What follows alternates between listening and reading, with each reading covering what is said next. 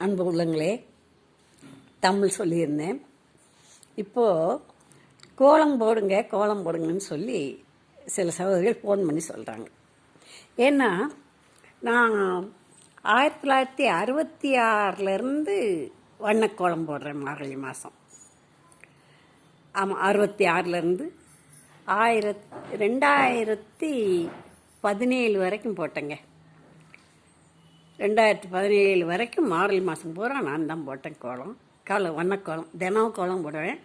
வண்ணக்கோலம் 2017 வரைக்கும் போட்டேன்.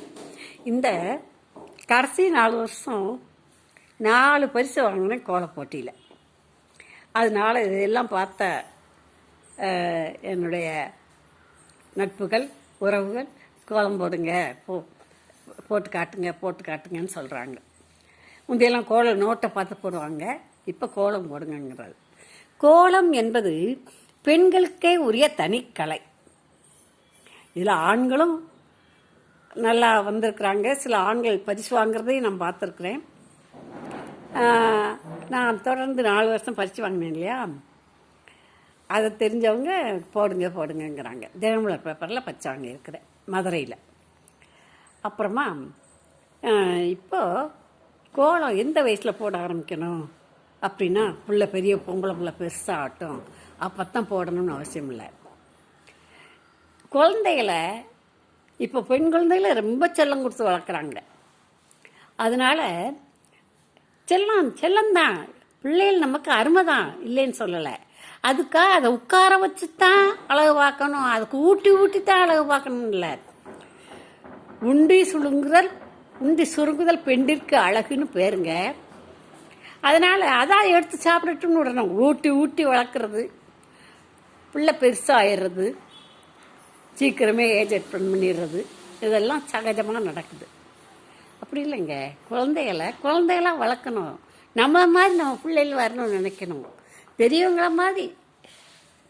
சின்னவங்க இருந்து தானே பெரியவங்களை ஆனுங்க. அந்த சின்னவங்கள பெரியவங்களை ஆக்கணும்ல. அந்த பெரியவங்கள மாதிரி அது சின்ன பிள்ளையிலேயே நடத்தணுங்க. நம்ம குழந்தைகள் மாதிரி மாறி, அது குழந்தை இருக்கையிலேயே அம்மாவுக்கு டம்ளர் எடுத்து கொடு, அம்மாவுக்கு அந்த கரண்டி எடு. எப்போ குழந்தை நடக்க பழகுச்சோ அப்போ இருந்தே அது வேலை செய்யவும் பழகணுங்க. அதுக்கு பண்பாட்டையும் பழக்கணுங்க. பாட்டியை வாங்கன்னு சொல்லு, அப்பா ஆச்சி வந்திருக்காங்க, மாமா வந்திருக்காங்க, வாங்கன்னு சொல்லு, வணக்கம் சொல்லு, என்ன கேளு. நம்ம கேட்குறத பார்த்து ஆச்சி நலமா, மாமா நல்லா இருக்காங்களான்னு அந்த பிள்ளைகளே கேட்கும்படியாக வச்சிடணும். அந்த மாதிரி பெரியவங்க பழகித்தான், பெரியவங்களை பார்த்து தான் சின்ன பிள்ளைகள் பழகணும். அந்த மாதிரி கொண்டு வரணுங்க. குழந்தைகள் பெரிய பிள்ளையாய்த்தான் கோலம் போடணும், அதுக்கு ஒரு வயசு வரணும்னு இல்லை. ஸ்கூலுக்கு போக ஆரம்பித்தாலே அந்த ஸ்கூலில் பெரிய பிள்ளைகளை வச்சு கோலம் போடுறத பார்த்து அந்த சின்ன பிள்ளைகளும் போடணும்னு ஆசைப்படும். அதனால் ஒரு 7-8 வயசில் இருக்கையிலேயே பிள்ளைகளை வாசல் எப்படி தூத்தாலும் சரி, எப்படி பெருக்கினாலும் சரி, அதுக்கப்புறம் பெரியவங்க நல்லா பெருக்கிறது, பெருக்க பழகணும், வாசு தொளிக்க பழகணும், கோலம் போட பழகணும். எனக்கு தெரிஞ்ச பிள்ளைகள்லாம் 7 வயசுலேயே கோலம் போட்டு நல்லா பழகிருக்குங்க. அதனால சொல்கிறேன், 7 வயசு பிள்ளைகள் கோலம் போட தெரியணும். சும்மா முதல்ல அள்ளி தெளிச்ச மாதிரி தான் போடுங்க, பிறகு இருக்க பழகிடும்.